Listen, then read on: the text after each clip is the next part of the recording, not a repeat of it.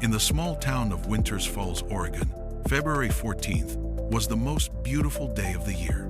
Here, they believed in love. Here, the streets were decorated with garlands of red hearts. Here, the local bakery baked thousands of chocolate truffles. Here, school children exchanged Valentines in poppy green envelopes. Here, parents weren't afraid to let their children stay out late because everyone knew each other. Idyllic. Until that very year. Until that very week, when red envelopes with no return address began appearing in mailboxes. Inside, there was no picture, no poem, no declaration of love. Inside, there was a small box. Neat, tied with a white satin ribbon, and in the box, a chocolate candy. One, round, with a cherry filling, perfectly shaped. The bright red icing glistened like a drop of fresh blood. Attached to the letter was a handwritten note, written in beautiful, old-fashioned script. You are special. I've waited for you my whole life. Make this day unforgettable. No signature, no address, no fingerprints, just chocolate. Just a promise of eternal love, just death inside.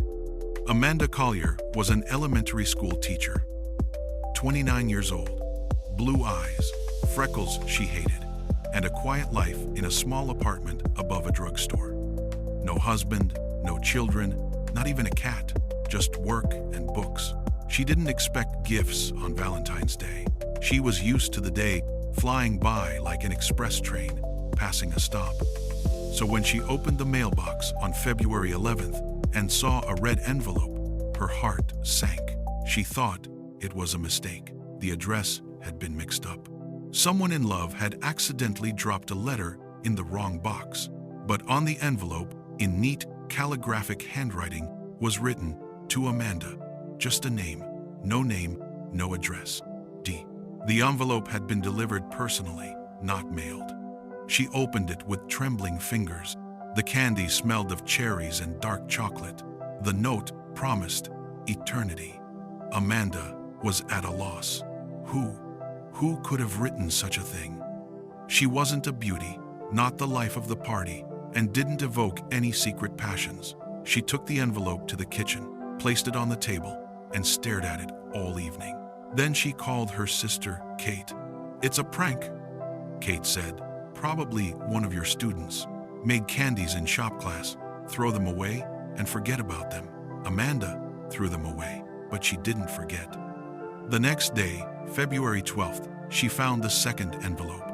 It was lying on the dashboard of her car, parked at school. She had definitely locked the door, true, but the envelope was there. Inside, the same candies, the same note. Different handwriting? No, the same. Neat, old-fashioned calligraphic handwriting. "You didn't eat my gift. You hurt me, but I forgive you.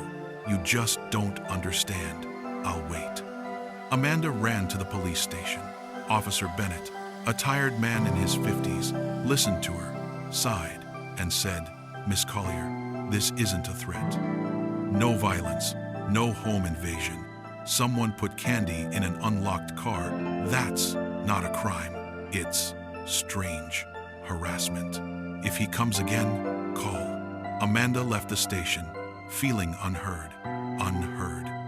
Returning home, she locked the door with a chain, checked the windows, drawn the curtains, sat in a chair, and sat there until morning, peering into the darkness beyond the glass. On February 13th, the third envelope was waiting for her on the doorstep. She heard no footsteps, no rustling. The envelope lay on the carpet, red as a warning. Inside was a candy and a note. "Tomorrow is a special day. I want to spend it with you. I'll come tonight. Don't be afraid. I'll make you happy forever." Amanda didn't go to work. She called Kate, sobbing into the phone. Kate arrived an hour later. Together they searched the apartment, checked the locks, and boarded up the back door. Kate stayed the night. They didn't sleep. They sat in the kitchen, drank tea, and were silent. Snow was falling outside, large, fluffy, like on postcards. idyllic until midnight. Exactly at midnight, the intercom rang, not shrill, but briefly, politely, once. Amanda froze. Kate answered. "Who's there?" Silence. Then a click, the phone hung up. They looked at each other. "Just hooligans," Kate whispered, but her voice trembled. At 12:05 a.m., the light in the apartment flickered, once, then twice, and then it went out completely. It wasn't a blown fuse. The power had simply gone out. Throughout the entire apartment, outside, the neighbors' windows were illuminated. Only their own was plunged into darkness. Amanda grabbed the phone. The connection was lost. No calls, no internet. They were cut off from the outside world. Then they heard footsteps on the stairs. Slow, heavy, confident. Someone was openly ascending to the third floor. They stopped at the door. Silence. Then a soft, almost gentle knock. Knock, knock, knock. 3 knocks and a voice. Soft, calm, with a slight hoarseness. "Amanda, open up. I brought you a present. It's a holiday." Kate screamed. "Get out! We've called the police!" The voice fell silent. Then it laughed softly. "No, they didn't. The lines were cut. But don't worry, Kate. You're special too. I have a gift for you. Milk chocolate, your favorite." How did he know her name? How did he know Kate liked milk chocolate? They didn't have time to think, because the door began to open. Not by breaking in, not by hitting. Calmly, smoothly, as if a key had been turned from the other side, the chain tightened, creaked, and clicked. A man stood in the doorway, short, thin, wearing a dark coat and a hat dripping with melted snow. He was about 50, but he looked younger, his face clean-shaven, his gray temples neatly tucked in, his hands well-groomed. In one hand, he held a bouquet of red roses tied with a white ribbon. In the other, a box of chocolates, exactly like the ones that had arrived in the envelopes. "Happy holidays, girls," he said, smiling. "Sorry for the late call. I couldn't wait until morning." He entered the apartment the same way he had entered his living room. He took off his hat and hung his coat on the coat rack. He placed the roses in a vase he found on the kitchen cabinet. He set the box of chocolates on the table. He sat down on a chair, crossing his legs.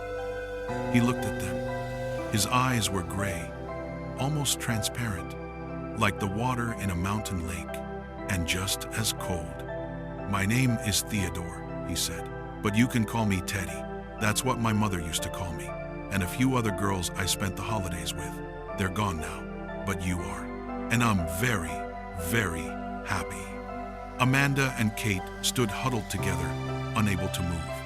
Theodore spoke calmly, unhurriedly, as if giving a lecture. "I'm not a maniac," he said, noticing their horror. "Maniacs are those who kill indiscriminately. I don't have a mess. I have a collection. Every year, on February 14th, I choose one girl, the one and only, the most special. I watch her for months. I study her habits, her fears, her dreams. I find out what kind of chocolate she likes. Cherry, Amanda. I know you hate liqueur filling. I chose cherry for you. And Kate, you like milk chocolate. I brought you milk chocolate with caramel. Try it." He handed her the candy. Kate recoiled. Theodore sighed, like a teacher disappointed by a lazy student. "You don't understand. I don't wish you harm. I want to give you what you've never had. True love. Not the kind that ends in a month, in a year. Eternal, absolute, one and only. I give girls immortality." He smiled. His smile was warm, almost fatherly. "Do you think the girls who came before you are dead? No, they live inside me, in my memory. I remember each one of them. Their names, their voices, their scent. I keep their chocolates. I have a whole collection.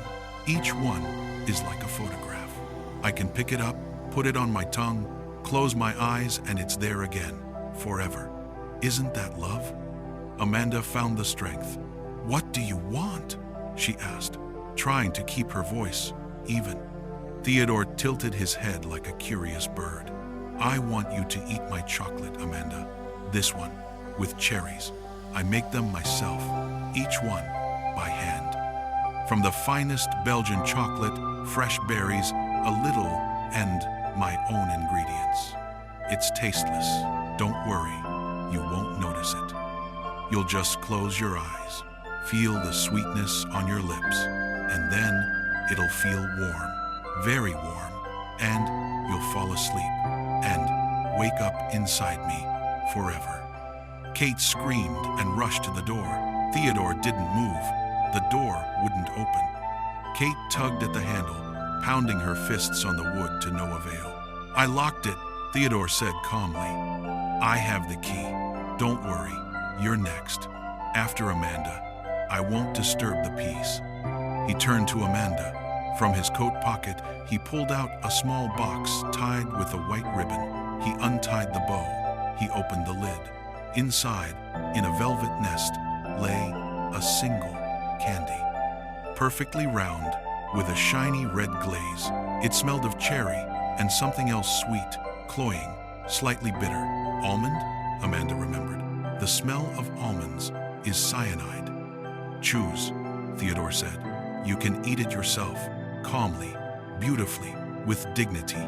I'll be there, holding your hand. You won't be alone. Or, he sighed, or I'll help you. But that's less aesthetically pleasing. I prefer my girls to smile. Smile, Amanda. Today is a holiday. Amanda looked at the candies, the red envelope, the red box, the red frosting. Everything was red, like blood, like a heart, like the Valentine's cards she'd drawn with the kids at school. She remembered little Timothy, who'd given her a card yesterday, drawn with markers. Miss Collier, you are the most beautiful. I love you. Pure, childish love, requiring no sacrifice. And this man, this emptiness in human form, had defiled everything. Everything she'd loved that day. No, Amanda said. Theodore froze. His smile didn't fade, but it somehow froze. No, I won't eat your candy, and you won't hurt my sister, because I know who you are. She stepped forward. Her voice grew firm. You're Theodore Graves. 5 years ago, you worked in a candy store in Portland. Your candies won an award. And then, 3 girls disappeared. Everyone got red envelopes. Everyone loved cherries. They searched for you, but you were gone. Theodore blinked. For the first time all evening, he looked not uncertain, but intrigued. You remember me? From the pictures in the newspapers? No, I remember your candies. 5 years ago, I bought a box for February 14th. I gave them to myself because no one else did. They were the most delicious candies I've ever tasted. And then I read the news, and I realized I'd eaten death, and that I liked it. Do you think I'm afraid of you? I'm afraid of myself, because part of me still wants to taste those candies. Part of me wants to know what it's like to die from your love. The apartment fell completely silent. Theodore looked at Amanda for a long, long time. Then, slowly, very slowly, he closed the box of chocolates. He put it back in his coat pocket. He stood up. He walked to the coat rack, took off his coat, put on his hat. He turned to leave. You're the first one to turn me down, he said without turning around. The first one to understand. You're right, Amanda. You're special, the most special of all. And that's why I won't hurt you, or your sister either. But know this, I'll wait. Every year, on February 14th, I'll send you a chocolate. And every year, you'll remember the taste. And one day, when you're tired of waiting for true love, you'll open the box and eat it on your own, willingly, and you'll be mine forever. The door opened. Theodore was gone. The footsteps on the stairs faded. A minute later, the light came on, and the phone came to life, as if nothing had happened. Amanda is alive. She still works at the school, teaching children how to make Valentines. Every year, on February 11th, she finds a red envelope in her mailbox. No return address. Inside is a small box tied with a white ribbon, one candy, a cherry, and a note. "You are still special. I'm waiting. Happy Valentine's Day, my Amanda." She doesn't eat them. She puts them in a cookie jar, which she keeps in the back corner of the kitchen cabinet. The jar is almost full. 6 years, 6 candies, 6 promises of eternity. Sometimes at night, she takes the jar out, opens the lid, and inhales the aroma, the scent of cherries and almonds, sweet, slightly bitter. She dreams that she puts the candy in her mouth. In her dreams, she always smiles. Kate got married, moved to another state, and had 2 children.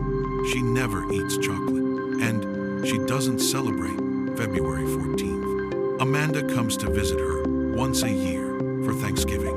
They don't talk about that evening. They don't talk about red envelopes. They don't talk about how Kate still wakes up screaming, smelling almonds. The Winters Falls police have the Theodore Graves case file.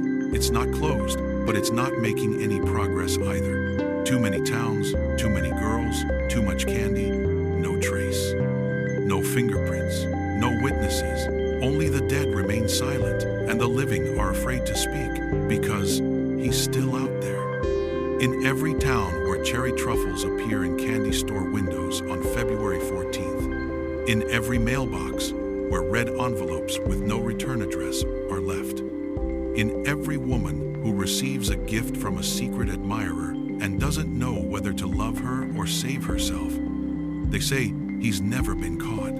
They say he's still looking for that one, that special one, who will say yes and eat the candy with a smile. They say the envelopes have reappeared in several towns this year, and inside are candies, perfectly shaped. Red icing glistens like a drop of blood. A note written in neat, old-fashioned handwriting. "You are special. I've waited for you my whole life. Make this day unforgettable." Don't eat chocolate from strangers. Don't open red envelopes. Don't believe in love that promises eternity for the price of a single candy. Because somewhere out there, in the dark, a collector waits for his perfect specimen, and perhaps today he's chosen you. Happy Valentine's Day, my dear. Happy Valentine's Day.